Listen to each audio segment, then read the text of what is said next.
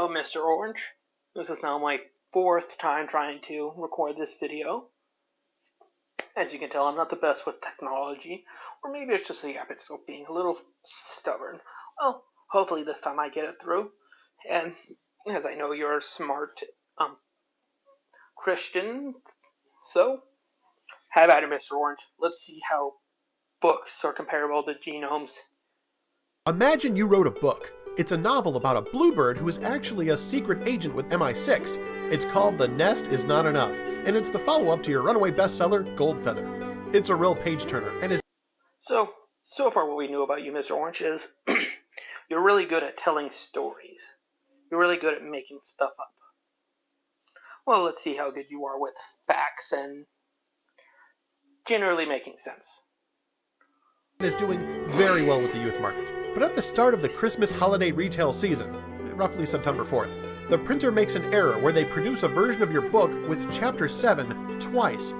That's the chapter wherein it's discovered that Lady Duck is actually the Chinese ambassador in disguise, and she's been working with Colonel Greenfeather the whole time.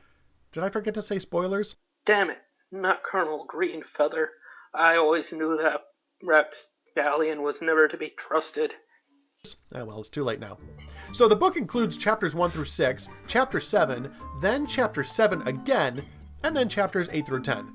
Consumers think that because it has more total pages, it's a better version of the book with more aeriform adventure, and it increases... No reader would ever think that.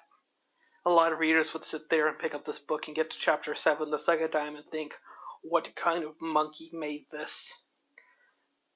You see, most readers are able to tell the difference between stuff that they've read already and stuff that they haven't read.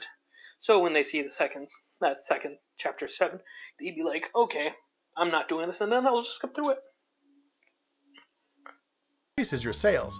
This becomes a beneficial mutation, causing that version of the book to be in hot demand and possibly even to outnumber the copies with only one chapter 7, which is called Lady Duck and the Jade Secret.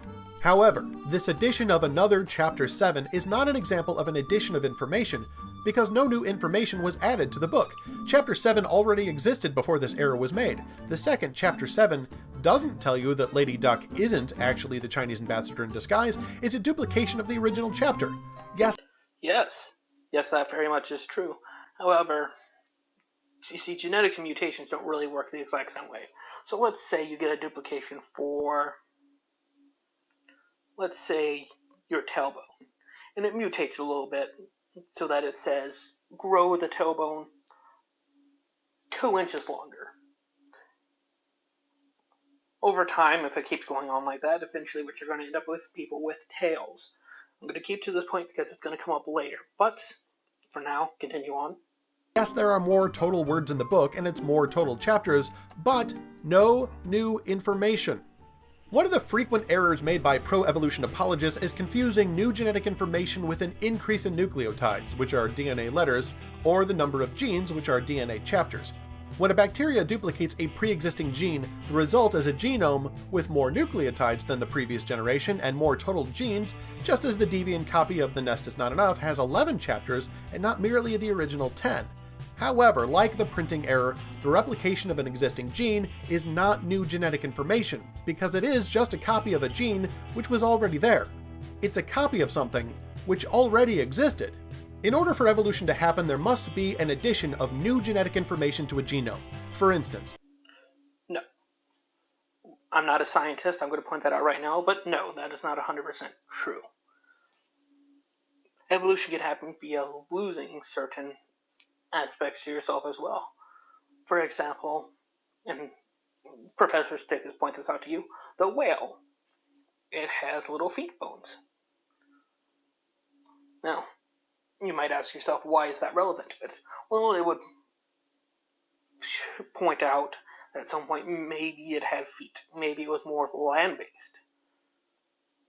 It lost its feet, and that's what I'm trying to say. That is a loss of information. Therefore, gaining information is not absolutely necessary for the idea of evolution. For worms to evolve into fish, they need to add the genes which will result in fins and scales and eyes and gills and a swim bladder, and whatever changes to the digestive system it takes to go from being a worm to eating worms. What about the mechanisms needed to turn a maggot into a fly? How about a little maggot into a wasp? They go from little worm-like things to having bodies, wings, a bunch of eyes, a thorax. For the case of bee stingers, for the case of flies, the abilities to shoot out your stomach acid as to digest your food easier. It's not as ridiculous as the fish. The only reason why you think so is because of how big the fish is. Outside of that, they are just as crazy changes that a maggot goes into turn into flies and wasps and all that. Duplicating worm genes that already exist will never add any of those fish features, even if it somehow results in a beneficial change to the bacteria or worm. But it will turn it into a fly and wasp. Gene duplication is not an evolutionary change. It would simply be an adaptation.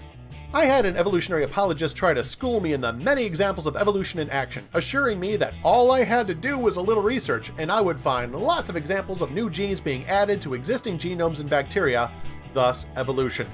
He sent me half a dozen links to prove that this could be done with just a little Googling. But in every...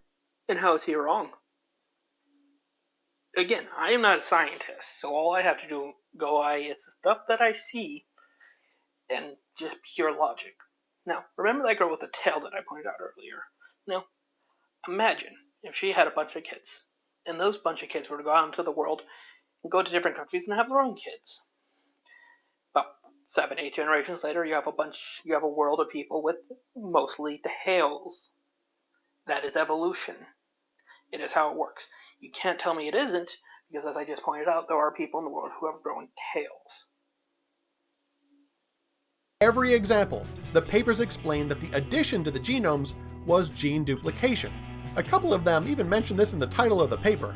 Also, I could not find anything in any of these papers that claimed that these gene duplications were even observed, as several of them even admitted they were assuming gene duplication to have happened in the evolutionary past of the species being described, and not claiming to have witnessed it in the lab. Evolution... Okay. You see a cut on your arm. You can reasonably assume that you got cut by something. You never saw yourself get cut by something, so it could have been something else, but you can reasonably assume that you got cut by something even if you didn't observe it. Observing something does not guarantee that it's happened.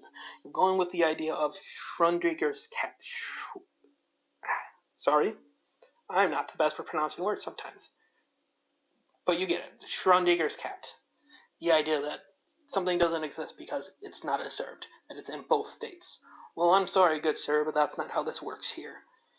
You can observe something, and if it's got duplicate of a genome, you can assume that that was genome duplication. Simple logic, my friend. Mr. Orange. Dapper hat, by the way. Evolution has no mechanisms by which new genes are created. Bacteria just have mechanisms by which existing genes can be duplicated, and sometimes that can be beneficial, leading to an increase in sales just in time for the holiday shopping season, which is September 4th to December 29th. Personally, I'm just going to wait for the movie to come out. At least on DVD, if the same scene plays more than once, I can skip it with the press of a button. For more on evolution, check out the Defining Evolution series playlist, and remember, Jesus loves you. Well, that was good. I'm going to wait for the movie, because if it plays twice in the movie, I can hit a button and skip it. Rather than if I'm reading the book, I have to read that annoying 7th chapter a second time. No one knows how to skip a page. That's not a thing that happens. And you know what, Mr. Orange, I will check out the rest of your playlist. I mostly know you from Professor Stick, but good golly, do you give me the giggles. You're good fun. You're somebody who wants to sound smart without actually being smart. Well, anyway, that will be it for this one. I will see you in the next video, and Mr. Orange, believe I will see you real soon.